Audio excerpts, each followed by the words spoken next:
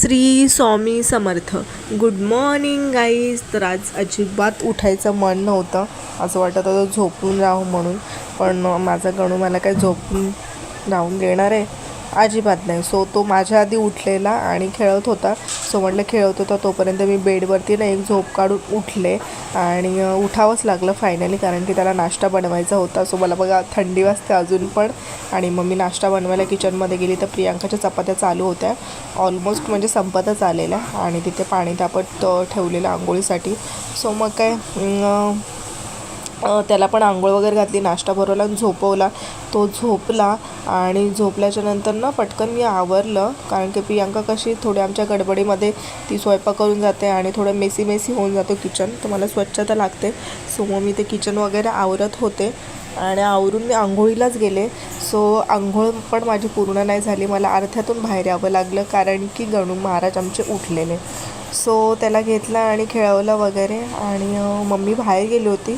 So त्यामुळे मग मला त्यांनी सकाळचं दाल खिचडी घालून, काय स्वयंपाक तर आमचा झालेला, त्याचीच दाल खिचडी घालायची होती, पण ठीक आहे मला तो घालून देतच नव्हता, त्रास देत होता. सो कधी जाम मला कंटाळा येतो यार गाईज.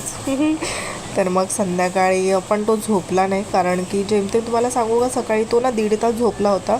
संध्याकाळी तो 5-5:30ला झोपला, तो डायरेक्ट 7:30 वाजता उठला, 7:30 पावणे 8ला उठला. सो मग तो उठल्याच्या नंतर ना हे बघा तो झोपला आहे तोपर्यंत मग इथे ना पटकन म्हटलं चला कामं तरी करून घेऊया.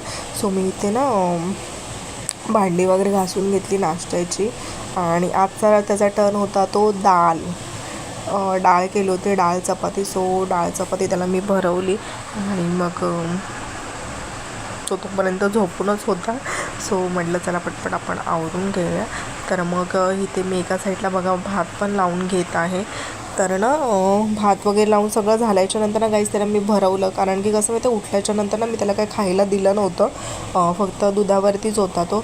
सो म्हटलं की आज त्याला लवकर मी जेवण भरवते. न द्यायचं कारण असं आहे ना की 7:30 पावणे 8ला उठून त्याला काय वेगळं देणार, आणि मग परत तो जेवणाला तो लेट करणार, आणि मग झोप लेट, ते पण मग डायजेशन होणार नाही वगैरे म्हणून.